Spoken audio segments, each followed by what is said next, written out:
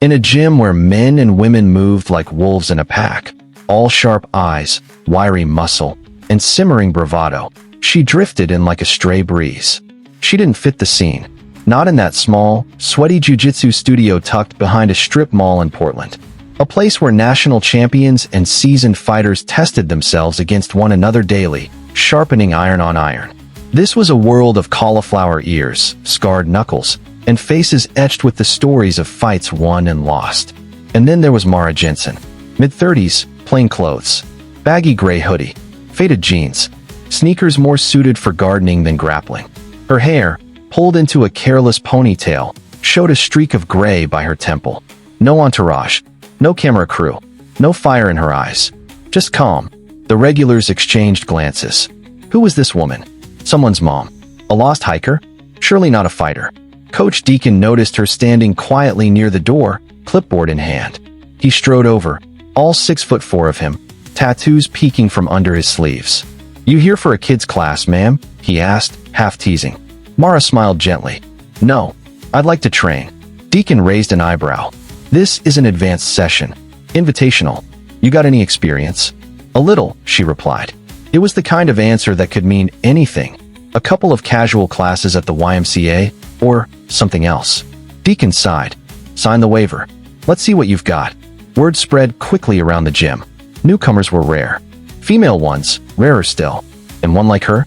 Unheard of. Phones discreetly slid from pockets. There's always a hunger to witness a car crash in slow motion. The warm-ups began.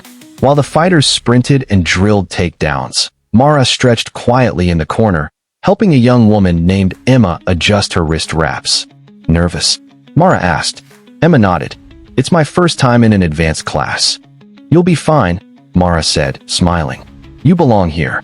It wasn't the kind of encouragement you get in fight gyms. These places could be brutal. Places where weakness was pounced on, where tough love came with bruises. But Emma felt a little steadier. Then came the tradition, the challenge match. Every new arrival faced a ranked fighter in a light, friendly role, a way of earning respect or knowing when to bow out gracefully.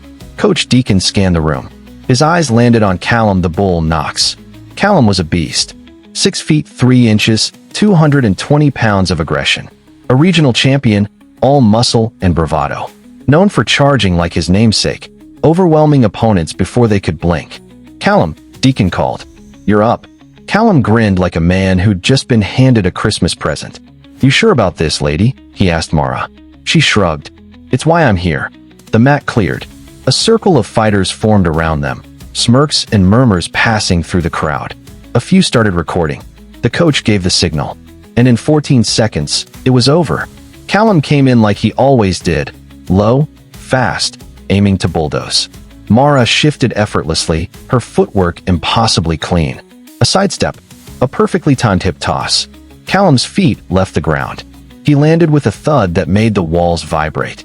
Before anyone could react, Mara moved like silk, flowing into a chokehold so fluid it looked choreographed. Callum, stunned, tapped out 3 times. Tap, tap, tap. The room froze. For the first time in years, Coach Deacon's jaw hung open. Mara let go, helped Callum up, and patted his shoulder. "Good roll," she said softly. Silence. Phones hung uselessly at fighters' sides. No one had quite processed what they'd seen. Not just the speed, not just the technique, but the grace. The absolute lack of ego. Deacon finally found his voice. "Who the hell are you?" Mara smiled that small, sad smile again. "Just passing through." She grabbed her bag. It was clear she wasn't sticking around. But then, a twist no one expected. Emma, the timid girl from earlier, jogged up to her. "Wait," she called. Could you teach me that?" Mara crouched down. "Emma, don't worry about moves like that yet. Learn how to hold your own. How to fall safely. How to help others up. That's what matters." The room was still watching. Hardened fighters who'd built their lives around dominance and bravado felt something shift. Deacon called after her. "Seriously, who are you?"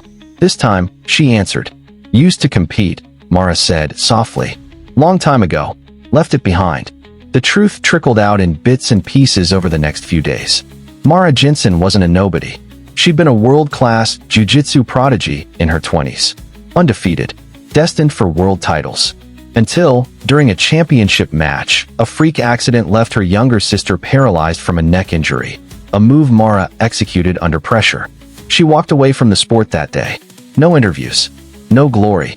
She sold her medals, donated the money, and quietly started teaching self-defense in community centers to domestic abuse survivors, foster kids, and anyone who needed it but couldn't afford it.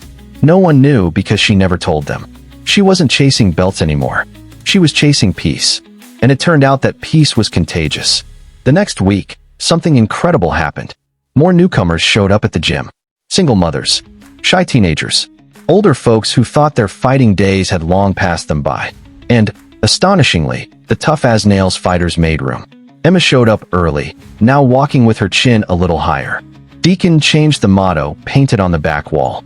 From only the strong survive, to strength is kindness in action. The fighters started volunteering at local shelters, offering free classes for those who needed it most. And somewhere out there, Mara Jensen kept moving. A quiet shadow, changing lives in ways that didn't require a trophy or a headline.